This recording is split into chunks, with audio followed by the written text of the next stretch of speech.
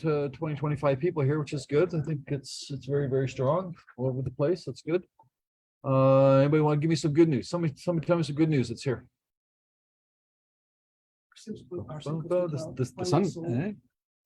We got a new listing from the open house too. All right. So Alex is saying that he sold property on Simcoe finally, right? And that had a bit of a long story there because I think we're asking for what, a high price and then a low price and then a higher price again, and went back and forth, back and forth. Finally sold, an agent ended up buying it, right, for themselves. So that's good as an end user, not an investor. And apparently he was being difficult too, right? But Complaining about everything. The fridge is making not making ice. The stove is making a ticking sound. The fireplace is not working properly. Okay, so it's too bad. Anyway, so it's finally closed, and then away it goes, right? So sometimes you get a buyer that's nitpicking over these little things and whatnot, and basically they have to close, right? If someone walks in and says, "Hey, the offer says that everything's supposed to be good working condition, the ice maker doesn't work on the fridge." So what would you do then? Like, is that a deal killer? Does that mean the buyer can't close? Or does that mean that he can close and he's gonna have to sue the seller for getting it fixed, right? That's generally what's gonna happen, right? I don't think any lawyer is gonna tell somebody that you can't close because the ice maker's not working, but everything's supposed to be working. So basically it's gonna be a case, well, it's gonna be, they're gonna tell them go to small claims court and sue them. That's what they're gonna tell them to do. Lawyer can hold the money. Can't hold the money, no. Not unless the buyer and seller agree. If the buyer doesn't agree to hold back the funds, then yeah, no, they can't force them to do it. So they have to close the deal. They have to close the deal, or they're going to be sued for breaching the contract. Is Right. there any way So- we can protect the buyer? Yeah, the only way you can hold back a buyer is if you put it in the agreement itself, saying that the seller agrees to do this, and the event that it's not done, then the seller and buyer agree to hold back funds. Right on the offer itself, right? What if the amendment says seller agrees to do these 5 things and they only do 3? And are you forced to close because they're on forfeit the contract? Yeah, they're forced to close, or if they're not going to close, then it's breach of contract and go to court, right? Or otherwise, seller's lawyer buyer's lawyer have a right to afford the funds. No. No, just put in the amendment. If you put in the amendment that if you don't fix, if you don't fix these things, then the seller agrees to allow a holdback for $10,000. As long as it's right in the agreement itself. Right, otherwise it comes to breach of contract. So that's just, Alex was getting a hard time by this owner, and I was thinking, or the buyer, I'm thinking, forget it, man, let's see you in court, right? So don't take that stuff. So you sold that, that's gone, and then once that's thing, then you got another listing coming up. Good for you. Yeah, it came from an open house that I did over at Simcoe too, so which is good. Okay, so that's encouraging, right? So someone did an open house. Alex did an open house, got a buyer, and I was going to pick up a listing from the open house. Wow, that's good. Somebody told me that they did an open house some time ago there, and that they were so busy they didn't get a chance to get any information on that, like emails and stuff like that. So the whole purpose why you're doing the open house is to try to get a buyer that's going to do something or someone that's going to sell something, right? Bring some help though. It's the open house, you know, it's gonna be busy. So you do 2 things, right? An open house, you think it's gonna be busy, pick 2 people, right? One person's showing and one person's entertaining, right? But I know some other agents, you guys tell me, some other agents, they'll just lock the door, say viewing in progress. Yeah, I don't know why. Right? Like showing in progress, like the open house. Let the second buyer come in. Right? So some people do that too, right? But and some people have those apps. Anybody using an open house app where somebody signs in with their app? Anybody using that? The open house app? It's pretty good, right? Open house app. Sign in the open house, like the House Pro. Yeah, whatever. There's lots of them, right? There's House Pro, where it's called, right? But here's an idea. I don't know if it works or not. I have done open house. I don't know if it'll work or not. But somebody comes in there, and are the buyers expecting feature sheets? Like when like an open house, somebody walks in an open house, are they expecting a feature sheet? Yeah. Right, and we give them feature sheets. Okay, so the script with this pro thing here is just have a feature sheet, but I'll have to email it to you. What's your email address? Can't get emails, right? Can't get phone numbers. Just I have a feature sheet, but I have to email it to you. I didn't print any out. You're paperless. The system tells me that they put in a fake email, so they'll bounce back. Oh, and they put and then what you do, that's right. So they'll put a fake email address in, and you actually send the email while they're there. So you must have wrote down the wrong email address. It came back. Anyway, so, you know, when you're an open house, you gotta think about these things, right? How are you gonna, how are you gonna get their names? That's the whole purpose of it, right? So that's it. Good news. So, yeah, so there's a perfect example. There's somebody that does an open house. And now he's got himself a listing appointment. And people also say, I don't want to do an open house because all you get is nosy neighbors, right? We're telling you about, you want nosy neighbors. Those are the people that you want because you want their listings. Right? Interesting. Anybody else out there? What happening? What's going on in your world? You have to look at this way. Probably 100 people yesterday. I'm sorry? 100 people yesterday. The open house? Open house with 100 people in it yesterday on a Sunday. Ajax. Right, let's say 199 or And something. and how many, $1? 900. And how many email addresses did you get? I ran out of picture sheets. So I said, give me your email. I'll email it to you. There we go. Okay, perfect. So, Worked so perfect. you didn't have to do it the first time, do it every time, right? So where's that property? Describe it. Chapel Drive. Chaplain? Okay. That's an 899, 999. That's what the basic So- apartment. So your target price is how much? $1,050,000, $1,050,000, and your list price is how much? $899 $899, okay. And you're doing offer days this week or? Wednesday. Perfect. Anybody else? I know somebody else had multiple offers. I mean, you're talking about somebody there had multiple offers. Sorry, no, yeah, multiple offers too. And we sold it conditional on inspection. And that was multiple offers as well. I'm hearing quite a bit. Anybody else do multiple offers this week? Anybody losing multiple offers? I'm hearing lots of people losing multiple offers as well. Right? A lot of press about multiple offer in Durham. Yeah. Articles in Toronto Star, article everything. Yeah, that's good then. So that means that things are Just doing, for the Durham, doing well. not Toronto. I've got comments about that too. So yeah. Sanjay had something at Oshawa, and they tried to bully him a couple of times with a fairly decent number, and he stood our ground and had a great number. Yeah. On the offer dates. Okay, so Probably worth about high eights, and we got 980 on 70 plus showings, 60 families on the open house, and then yeah, one lady just kept trying to bully every other day. She kept coming in with the same number, increase the deposit, and we just waited, and hers was 920, we got 985. okay, good. All right, what was your list price? 799.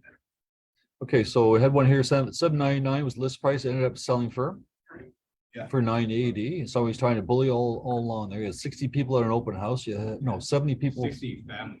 70 showings through MLS, 60 people through the open house, and I'm going for 980. Good for you. Now, what are they doing now? Are they cashing out or are they buying some things? He's in a rent for a while, probably buying. He's gonna rent because of he's timing the market or just needs cash? He's beyond that, so. Okay, good. Good. All right. Talking to somebody the other day there where their mortgage payments have gone up $400 a month. Does anybody have any clients like that? Everybody has fun. All right. Only 400. Yeah, it's just 400, right? So it's funny how things work. Eh? They barely qualify when they first got the mortgage and that, and all of a sudden it goes up $400 a month, and nobody comes back, so you don't qualify anymore. Like that's it's kind of a funny thing, right? So once you get a mortgage, you won't do what you want. Wait, I have a mortgage at the Bank of Montreal. They did not increase the monthly payment. That's right. But I got the statement end of December. The original mortgage was 950. Now the outstanding balance is 965. That's right. So everybody understands what they're doing, right? So the banks, rather than coming to the client saying you got to increase the rates, what they're doing is they're just playing with the money. So when you give them a dollar would maybe 50 cents would go against your equity. Now nothing goes against your equity. Now it's $1.05. And in fact, they did that in the States back in 2000. When did they have the big crisis in the States? 2006, 6, 7, 8. And what they were doing back then, they do it on purpose. They give somebody a mortgage, say, how much can you afford? I can afford like $1,000 a month. Says, okay, so we'll give you this mortgage here, but you owe us like $500,000 today. At the end of the year, you're gonna owe us $520,000. And after, so you're not paying much. The mortgage is going up higher than what the mortgage payments were. That was when the whole collapse, and then just taking that mortgage and selling it to the Brits and things like that. So the whole that's what happened there. I have a feeling that the market is picking up. Does anybody feel that? Inventory stretched past 10,000 for the first time in a long time. So that's encouraging. So that's it. Is that good or bad? I think it's good because I think that we've got a lot of what I'm told, a lot of sellers are sitting there on the fence because they got nothing to buy. Does anybody have that situation? They're talking to sellers saying, yeah, I want to sell, but as soon as you find something to buy, then I'll sell. I think that might be happening. So the more inventory you get, the better, right? This agent here is saying he's had a property in Ajax listed for 950. He's had 20 showings in 5 days. They've also got 3 offers. I guess it's going today. Offers are today, so he's got 3 offers already. So that's happening as well. Anybody else do open houses? Anybody else? No. Is it a good time to do open houses? I think it is. Right, we're hitting the spring market. If there is a spring market, we're here. Right, so it's it. So let's just go some numbers here. It's a short month, February 28th. So as of yesterday, active listings, we got 10,147. So active listings as of yesterday, they cracked the 10,000 mark already. Of that, there's 5,200 freeholds and 4,900 of condos. Unfortunately, the sales right now, we've got 4,178 sales for the first 26 days in February, but that's down 51% from last year. Last year we had 8,500. Now, does everybody remember February? So February 2022 mean anything to anybody? What was the hardest month? Hey, that's the benchmark, right? That's the benchmark. Everybody's saying February 22. The average price for all properties, all type was 1.334. The average price for a 416 detached house was over $2 million. The sales themselves were, I think, almost February 22. February sales were 9,000. So not even quite the 1,000 mark, but certainly 9,000. But February was the mark. So when the news media comes out on Thursday or Friday or next Monday, saying that the prices have gone this and the units have done that, but they're comparing with February, which is the peak of the market. So this would be the worst news that Trev can, or that the newspapers can report for the entire year. And after this, it's easy living. Right? So once we get past this month, then we'll be fine, right? So the sales are down 51%. The average price at 1.334, and I'm gonna say that the prices, average price last month was 1,000,038. So the prices are actually down 22%. So units are down 51, prices are down 22. Was last month 16% down? Last month was 16% month, so this month's gonna be 22%. So if we can get away with the 22% drop, then that's strong. But the Durham price went down 25%. Could be, yeah. I mean, you have to, you make the story wherever the story you want to give, right? So if you want it to be higher or below, you can certainly do Durham. Durham's gone down, but other areas have. But the average price for a detached 416 is, or what that is, 416 detached price. Anybody have any idea? Last month, the 416 detached was 1.486. So it went from 2 million to 1 point. So it's down 600,000. So it's down 30%. For the 416 area is down 30%. So just pick the area that you want, right? So if you're trying to get a listing and the guy's being difficult with his pricing, you think about these numbers. Rentals themselves are about even. We've got 9,000 active leases for lease right now, and we're selling about 5,000 or leasing about 5,000, and last year was about 5,000, about the same. So actually leases are pretty much staying even. Condominium prices are down 52 and freeholds are down 50%. So everybody's down 50%. So that's quite a lot. What will Toronto spring housing market look like? Experts expect a 20% jump in sales. I agree. Everybody else agree? There's no way that we, like the sales I said for the first 26 days are 41. We're gonna have maybe 5,000 sales for February. That's nothing for the whole month. There's like so a 20% increase is easy. There's lots of demand up there. That's for March, right? Yeah, for February. All right. February we have like almost 800, 900 sold. For February, there's 5,000 sales. That's right. Yeah. So I think That's 4,100. 4,100 like reported yesterday. And as of the there's a bunch that 26th. are So I'm sold. just rounded off to 5,000 for. Still got a couple more days to go in February, right? Not yet. Increase from each day it increases. Right. Sales go up each day, right? No, it's down 50%. But what I'm saying here, the article's saying here that expect the spring market to be up 20% because we can't survive on 5,000 sales. 5,000 sales is nothing. So it's 20% is gonna be an easy, that'll be an easy thing to do. They're not talking about pricing, they're just talking about units. And here we care about units, right? We don't care about pricing that much. Pricing drives how many units we've got, but we gotta be careful with that, right? So GTA sales were down almost 45% in January compared to last year. Their prices were down 16%, as we're saying, and but everybody thinks that there's pent up demand. There's lots of people going on. If you've got 60 people at open houses for the $700,000, sorry, $900,000 range, all kinds of buyers out there. They're just waiting for it to happen, right? So, $100 million. all right, it has to be under $1 million. So anything over $1 million, $2 million, then there's other issues going on, right? If you want to scare your sellers, Canadian real estate price correction to be one of the largest in the world. Old news. It's old news, right? Old news. What they're saying here is that prices could drop 15%. I think it already has. But they're also saying here, they're predicting here that prices could drop by 30%. Yeah, I see that. So we're already down 30%. So But this, they're saying now. Yeah. What the 30%? oh no, they're saying no from the peak. They're saying 30% from the peak. So we're already at that. So they're going around, they're giving news that's already happened, right? And they're trying to predict it as being the future.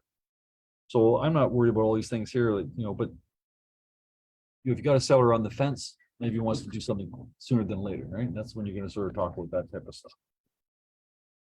Talking about the star, or these people talking about the Durham and how the Durham prices. This is the star here. I'm realizing that when you're reading your various newspapers, they are sort of slanted different ways. And Scarborough, for some reason, doesn't get the respect that it deserves, right? So here's Toronto Star's article. It says how East End Toronto home prices changed by neighborhood in January 2023.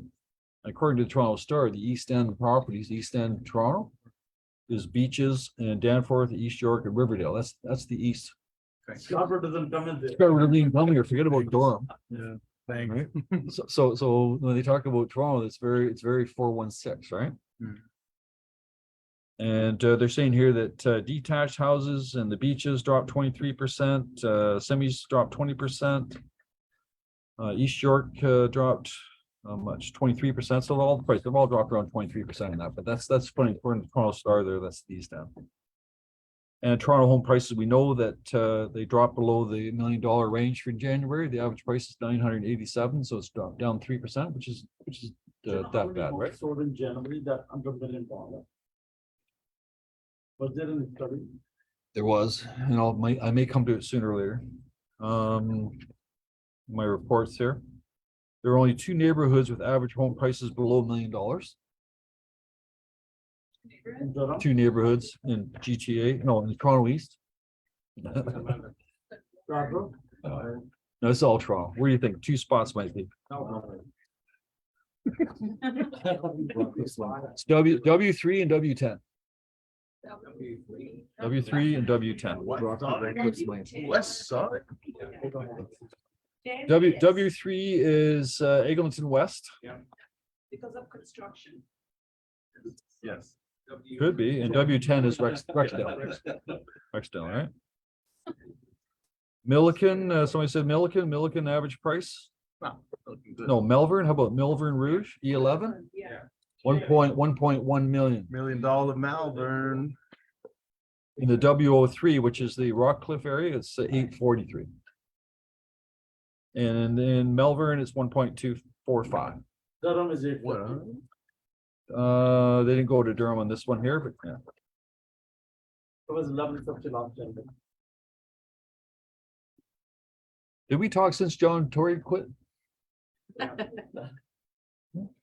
I don't know why he quit. He's retired. There's some bad jokes out there. He just retired. Can I do a bad joke? A Mike Ferry bad joke? Go ahead. I don't know if I should or not. Yes, You guys are all adults. There's anybody. You guys are adults here, so what? Eh? Mike Ferry's what, 80 years old? 78. 78 years old. He says, you've seen those commercials with Viagra? It says, something lasts longer than 4 hours, call the doctor. Mike says, call a doctor. I'm calling everybody. At my age. Sorry.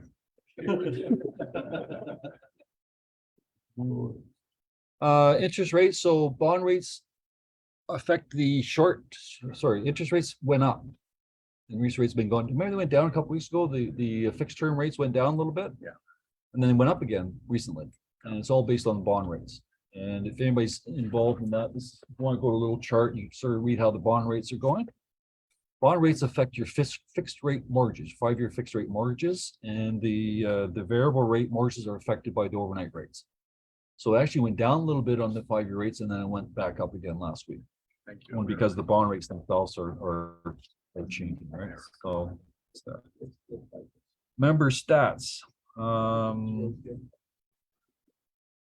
I printed this, I don't know, as of December, there's 70,255 agents on the Toronto Real Estate Board.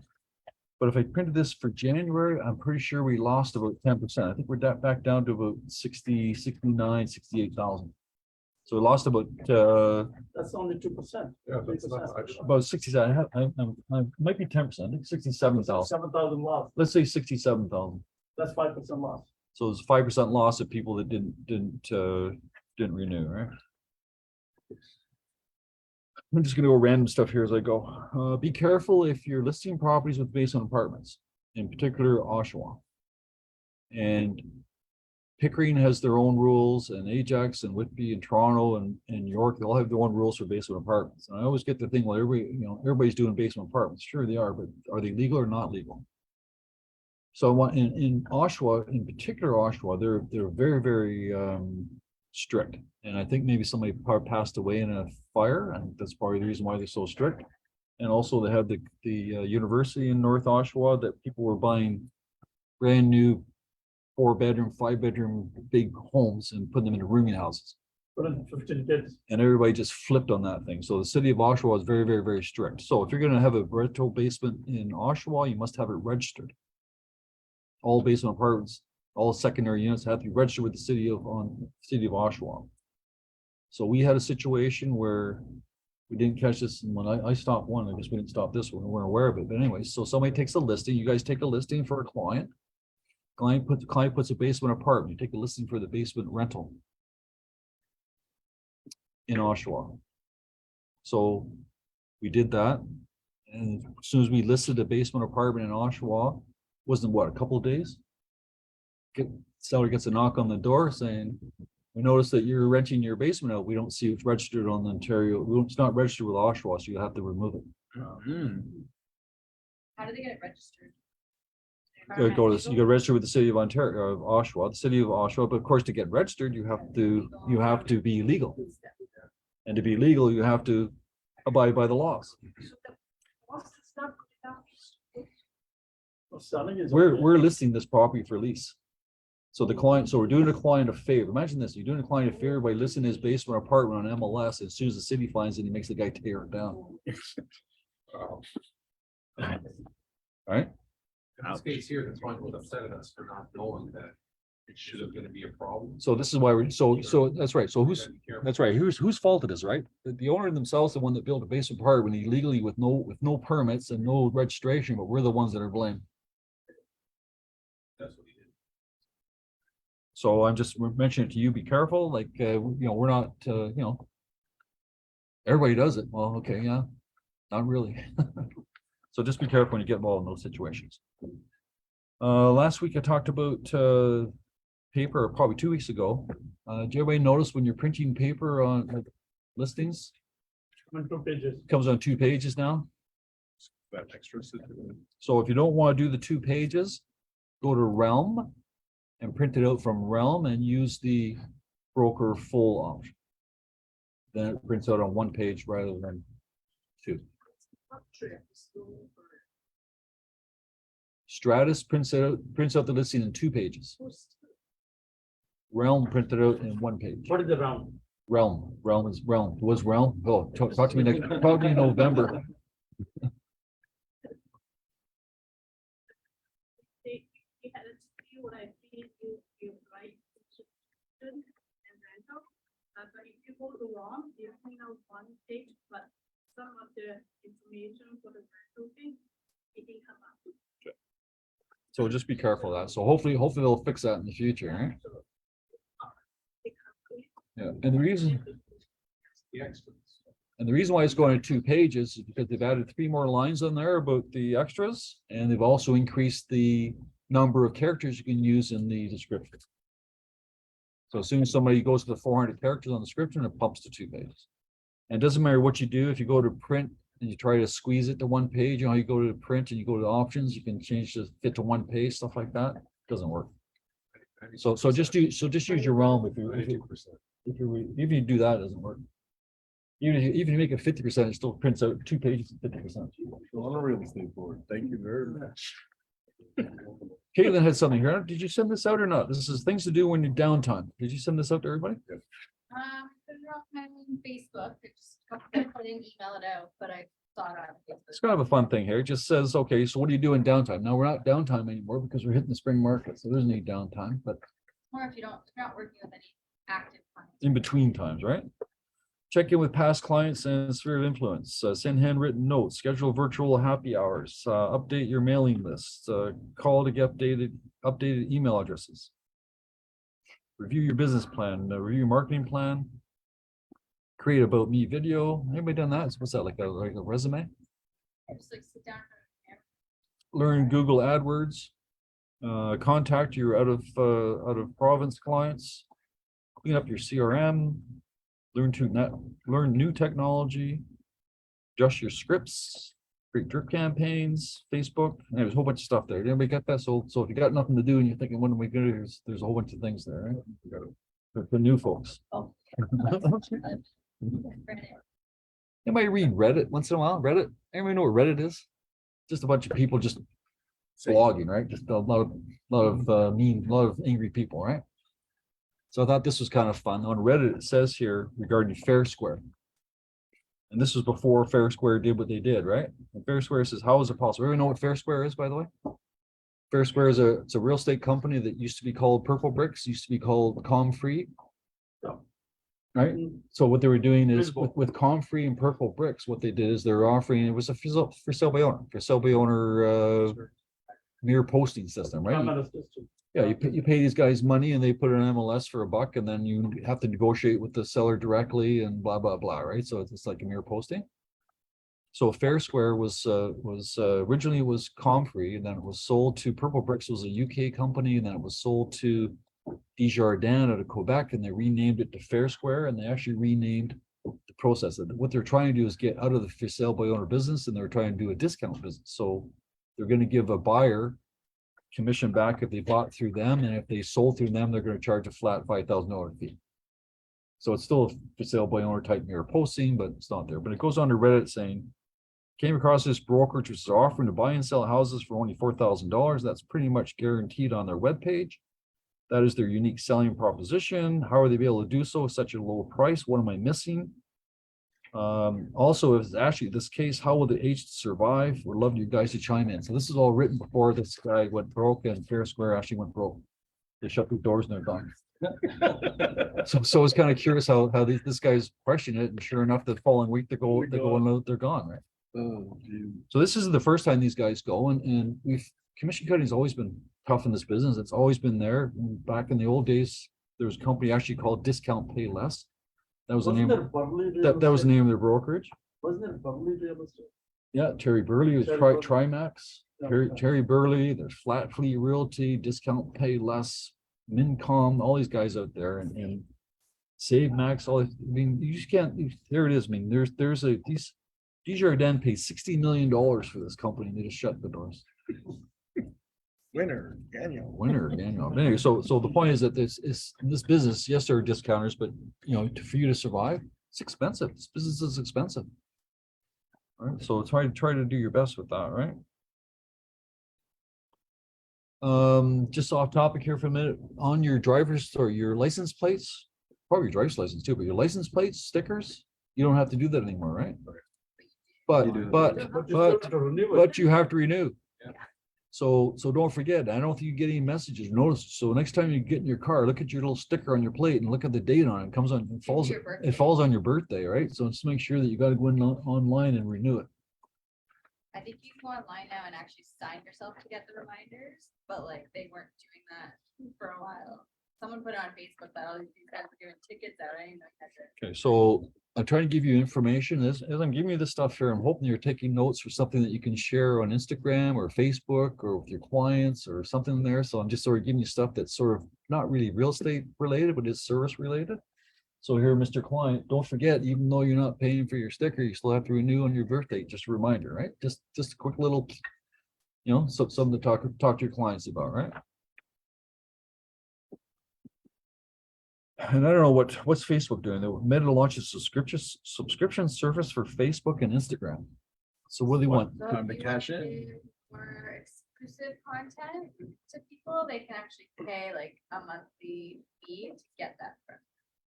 So maybe you have like an exclusive properties list and someone wants that from. So it's $12 US, probably $12 a month. Or $15 a month if you buy it through some type of app and that. So you can still It's additional income if you want it additional income for you. for you if you want to sell So something. people can pay to subscribe to something that you're offering. So maybe it's like video content of some sort or listings or behind the scenes, stuff like that. Doesn't apply to us. It does. You just have to it's probably more for people who have like a really big following that people like have a fan base on. Everyone. I thought they were getting you to pay to have There's another thing. more exposure on There's Instagram. another thing you can pay for coming up, the blue check mark that celebrities get, you can now pay Verified. 11 something a month to be a verified account. So if you find that your accounts get personalized a lot, like fake accounts with your name on it, it will help get that, but it also just kind of gives you that extra, I guess, to your accounts. You don't have to. Thank you, but it's Elon what Musk. the celebrities all have. All right, so if you Four hundred million, 400 million followers. 400 million followers on their Instagram. Yeah.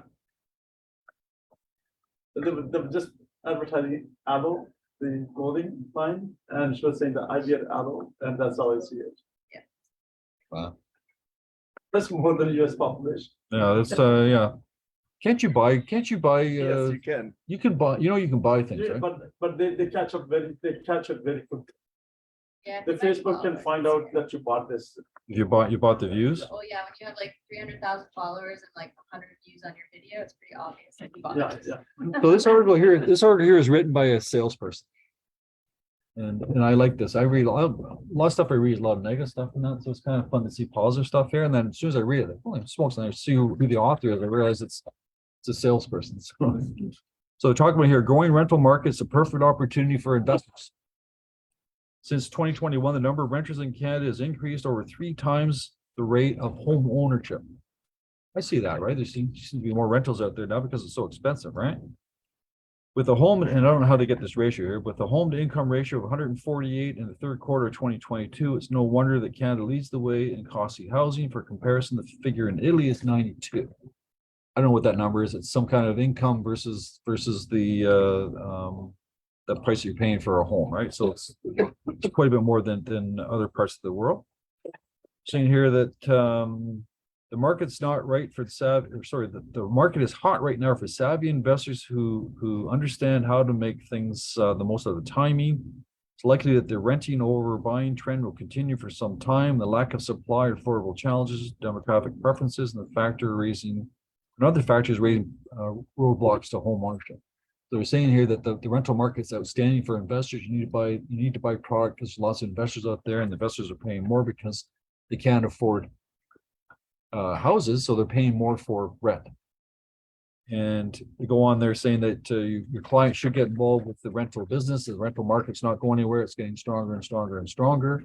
And pre-construction is certainly not out of the way either. They need to get involved in pre-construction. And it's written by Debbie Kosick, who's the broker of Intuition Realty. So they're saying here, Buy a new condo. she's saying buy new condos, investors is the best deal. That's good for them, right? Reverse mortgages. Any of your clients talk about reverse mortgages? Because they're getting to be more popular now with the raise of prices and interest rates for that matter too. So just, 10%. so just so you know that, there are reverse mortgages out, but you know, you're dealing with the devil too, right? But sometimes you have no choice. It's only available to people that are 55 years and older. Everybody knows what reverse mortgages is. Everybody understands that reverse mortgage is complete reverse. Rather than you paying off a mortgage, the mortgage company pays you. And then your mortgage, rather than being $100,000 at the end of 5 years, the mortgage will be $200,000. So, you know, and they're charging you in this case over 10% interest. And the maximum you can take out, I think is, I think it's 60% of the value. Is it 55%? 60% of the value? Just so protected as a lender. Maximum is 75 years, no, 70 years old. Okay. So here's one poor guy here. He's 75 years old. He has a home worth $1.5 million. He can access $645,000 in funds. But it's going to cost him $253,000 to access that. So he's actually borrowing $900,000 to get 645. It's the same person. Yoza. Yep. All right. That's right. But in some cases, all you're gonna do is leave it to his kids anyway. So he wants to take the money out now while he can, right? What if it doesn't die in 5 years? Sorry. Now you have a $900,000 debt.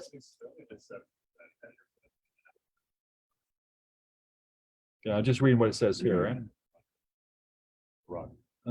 This guy here is paying 10%. Anyways. This doesn't affect anybody here, but you've got the Toronto vacancy tax we talked about here. That does affect some people. The vacancy tax is right there, and we've come up with the clauses. We came up with the clause. Actually, Rhea came up with the clause. And Nelson and I are trying to figure out how best to do it. I think we've come up with an answer now, though, right? So we were going to put it on our Schedule B, but then we're thinking that we represent the seller when we're doing Schedule B, and the clause talks about the seller having to do this, seller having to do that. I'm thinking, no, I don't want to do that. I want the buyers to create this clause, not the seller. So we're going to instruct the girls that anytime that we type an offer in there. Right now, we have the marijuana clause, we have the murder, the death clause.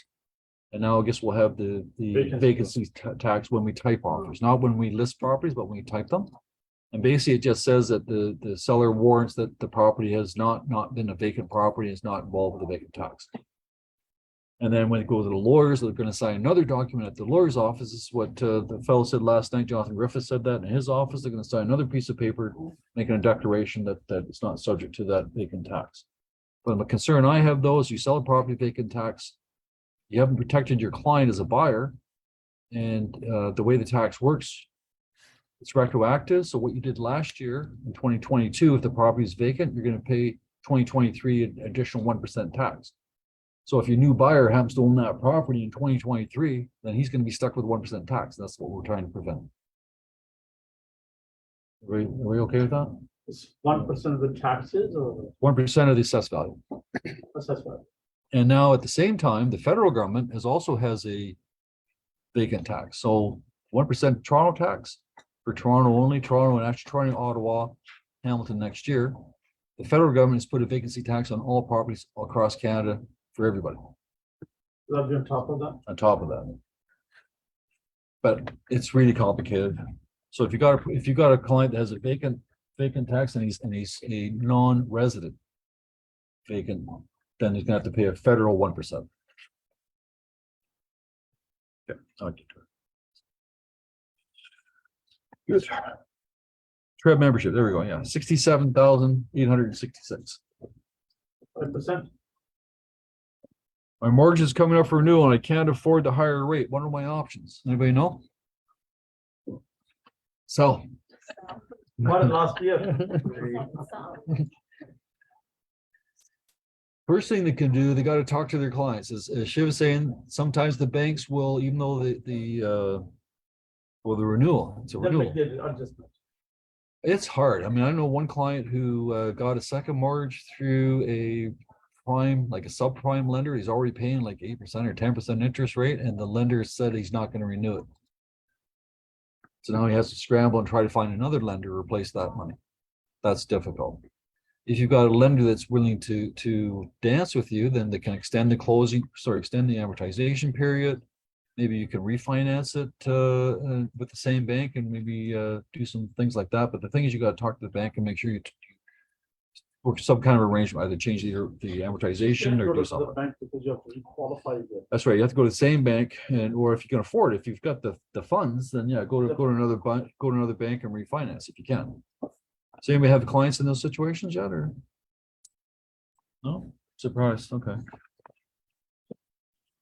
Good.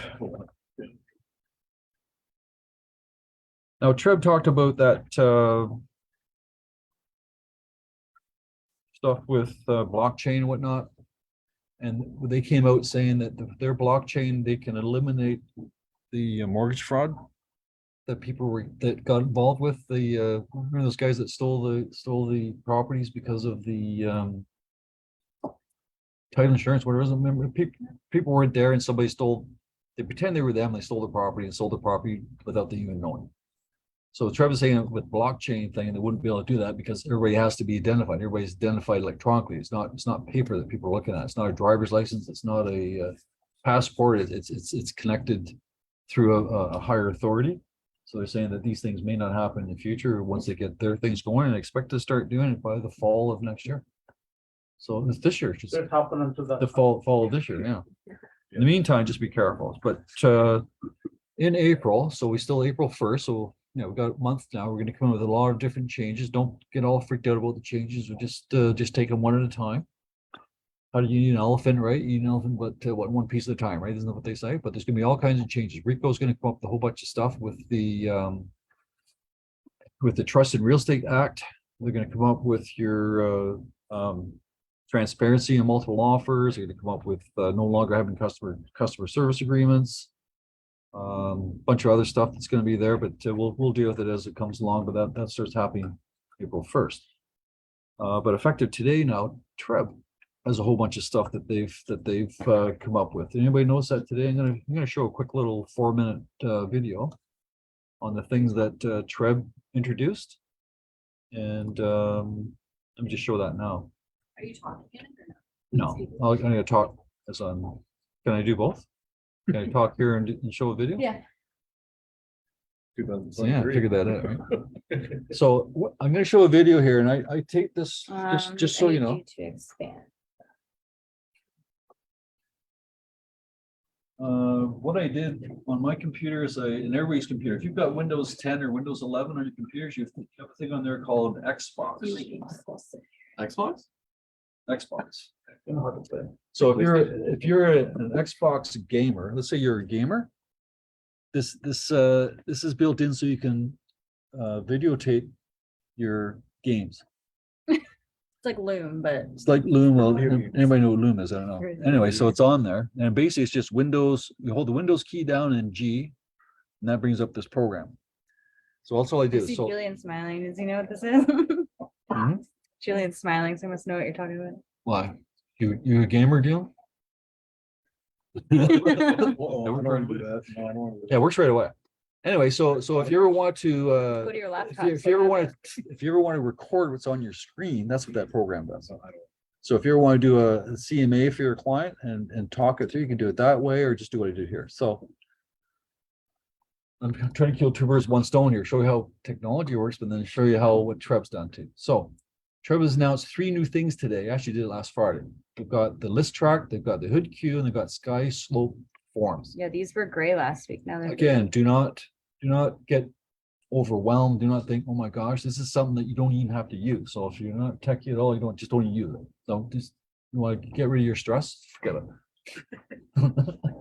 but they save time. But if you want to use it, use it. But you have to also know what I want to show you here is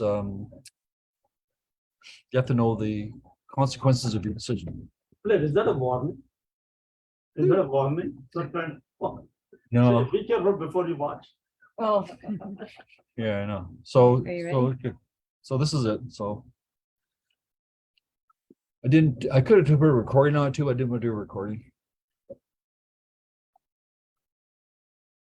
So I'll be the recording here.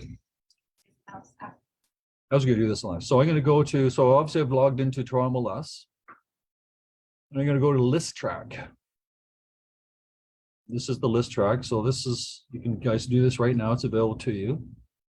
And list track replaces RealtyNet. So if you want to find out appointments on your listing, you have a listing, it's not selling, you want to show the client how many people have shown the property. Just put this on hold for a second here. If I can, if I can. Just push the pause. With the mouse.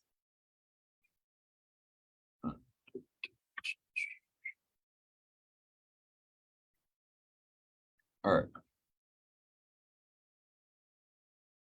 All right, so let me just talk about, so you have a listing and you want to find out what activity is going on with the listing. How many people, like how much realtor.ca, how many visitors have you had? How many people have looked at the looked at that particular listing? I don't know why it's not pausing.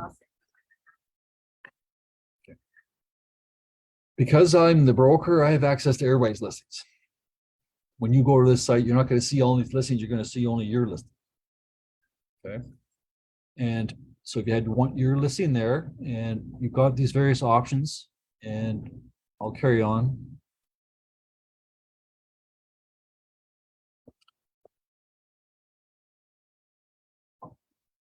So again, you're not going to have this many, but I want to go to the blue one here, and basically it just says there that this is a report that I can give my clients. This is the online land local report. This is property on Chapman, it's list price, and it tells me how many people have viewed it and where they viewed it from. Top cities that viewed it, properties viewed in that area, and it gives me a whole little printout of everything I can give my clients. I made this really fast. This is really a training program. I just want to make you aware that it's what it can do, right? So it's not, don't make any notes or anything because we're not doing that, right? Shows you where the action came from, realm, broker sales, visitors. So you have one of those listings that the property's not selling, right? And you're thinking, well, what's going on? What are you doing? Well, you can give them a chart on all the places that the property's been exposed to and all the people that have looked at it. The only problem is we cannot filter sites, because some sites we don't like. Like Zillow, other Google, Sorry, say it again. like the sites, it is the. You've been on this site, I mean, like here. It's in the site, they get the. Would it come from like Kijiji or So Facebook those or? sites, some of the sites we don't like. yeah, okay, all right. So what are you saying? Okay, so let's say, like, I noticed that too. So you got one, like say remax.ca or something there is one of the sources, or Zillow. Zillow, so yeah, so you gotta look at and understand, this is what I'm talking about. What did I say? Be careful of the consequences of your decision. So when you send this is what my point. My point was that there's some information there that maybe you don't want there, so maybe you don't want to use this. So just because it's a tool, doesn't mean it's a tool you have to use, and maybe you don't want to use it. So understand what is it you're sending. I was about to send, but then I looked at it. Also, okay, and I'm gonna show you some other stuff. Okay, on this one here, for instance, Hood Q, just going on what Eber's talking about, Hood Q. It's pretty good. So I can bring up a neighbor. I can say, okay, bring up a school district on Hood Q, and the school district will come up, and I say, okay, show me the listings in this school district, and the listings will come up. And I'll say, okay, show me the details of that listing, and it'll come up. It'll be a Home Life or Royal Page agents name. It gives you the listings, just like going on realtor.ca. So it's not hiding their names or anything. So that's the double-edged sword. But are we being foolish to think that the client doesn't know that there's other listings out there? That's your call. I mean, this is my old brain says hide that stuff, because I don't want anybody to know that this guy has a list. I want them to come to me. Whereas the new brain might think everybody knows that anyways. What's you know what I mean? Yeah. So judge yourself, right? Is that accurate information about the school district? I don't know. I don't think it is. It's so complicated. You Same get- street, half the kids go to this school and the other half goes to. Okay, so there's a school that's popular in Willowdale called Earl Haig. And your client might come to you and say, hey, I want my kid to go to that school, right? So you're gonna find a place and you go to the thing, and you find the school districts, and you find them a house in that area, and then they buy the house and they find the kid cannot go to Earl Haig because the school's full. Yeah. So they're gonna send them to the school down the hall. So now you got egg on your face because they wanted this place. You've gone all this thing, and all of a sudden now you're in trouble. So don't use this stuff as gospel. You make some phone calls, make sure, Toronto, with actual go to school and make sure it's there, because just because it's school district doesn't mean it's right. So this is Hood Q. So the other one was for your own listings, get stats. Hood Q talks about neighborhoods or else. I would take information here. If I was farm area and I wanted to farm something, or I had a web page and I want to get some verbiage, I could use the neighborhood news that I've got on that.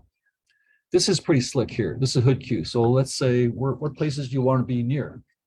So let's say I want to be near my parents' house. So I'll put my parents' house there and I'll put their address here.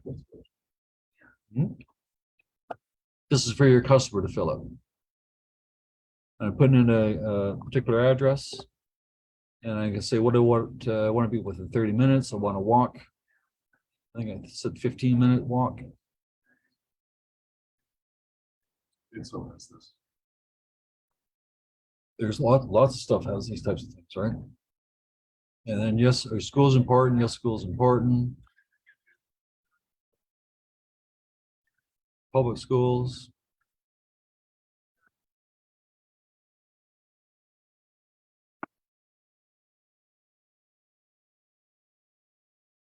So I'm just filling out the information.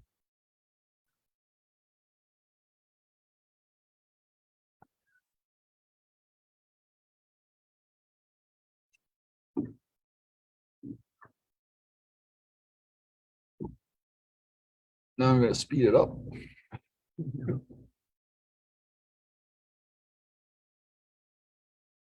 So they go through a bunch of questions and it finally comes up with the area. And what I realized it does, okay, fine, you set the budget.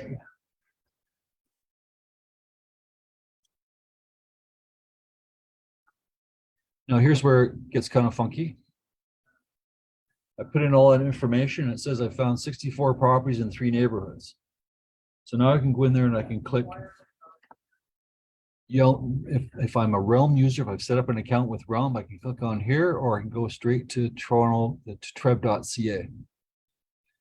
And if I go straight to treb.ca, that's a public site. So I clicked on, which one I clicked on? Yeah, I viewed it on Treb. So there's that area that I picked. There's the subject properties in this neighborhood. And these are all the houses that are available near my parents' house. But as I said, when I click on the listings, it gives me the listing brokers' names and everything else. So it's just like the broker's name, right? and the agents And the, and the agents both. So it's not a VOW. it's like a broker for listing and a buy. It's like realtor.ca. Realtor.ca give you the agent's name. This does too. This does too. It gives you the agent's name and everything. So that's the buyer beware part of this. So want to use it, don't use it. And then here we got forms, Sky Slope forms. No, it's weird. I have to figure out how they did this. They've got one of our templates in this Sky Slope forms already, office templates. It's pretty weird. I don't know how it got there.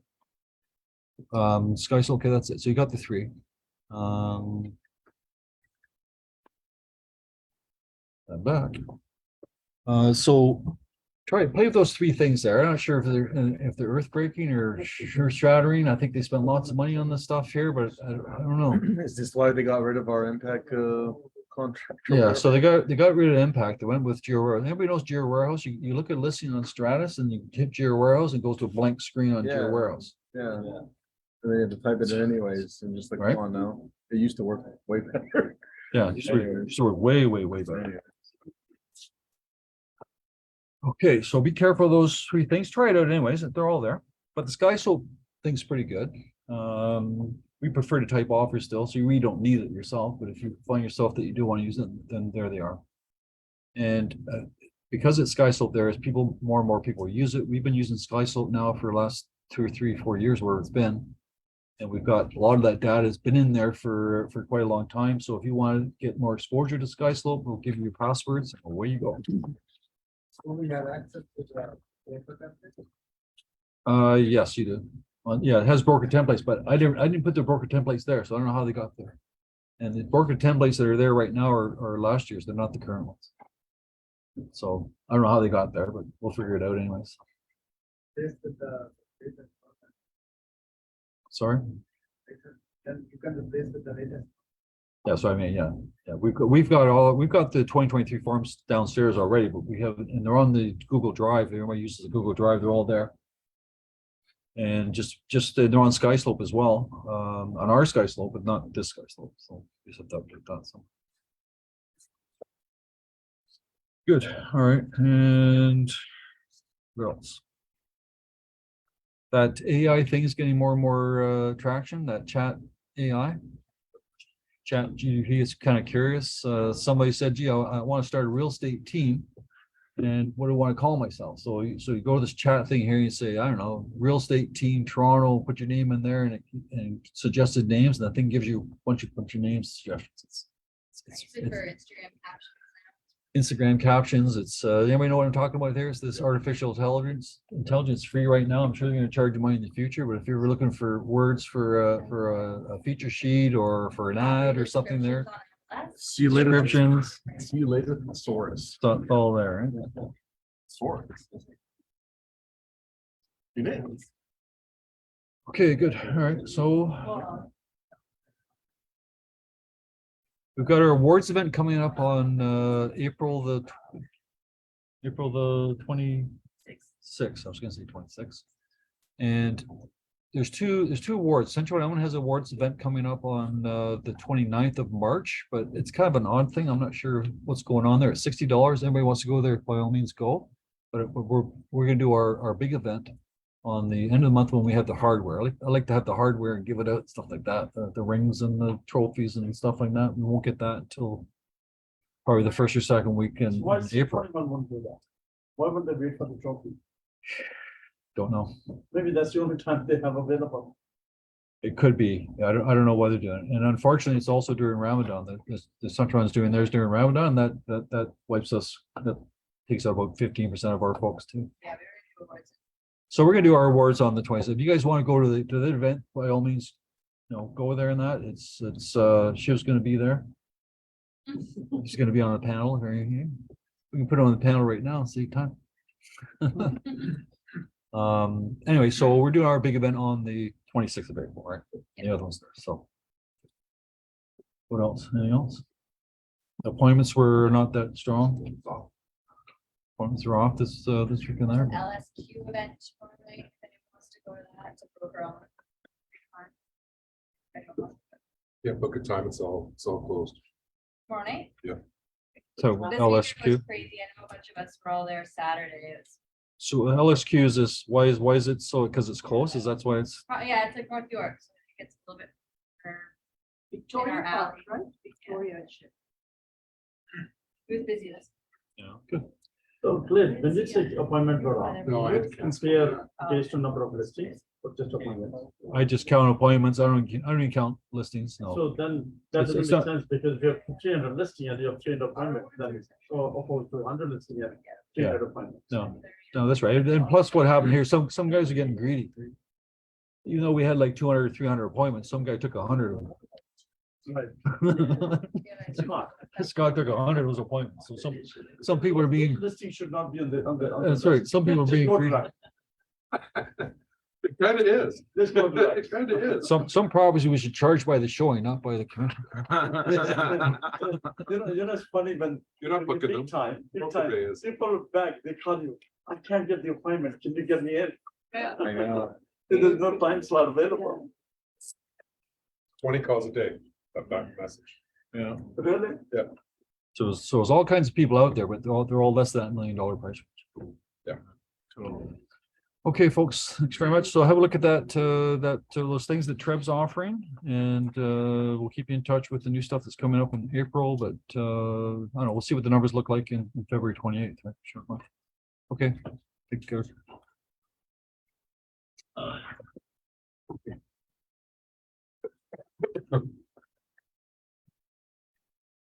Drop something. You're all broker pay appointments.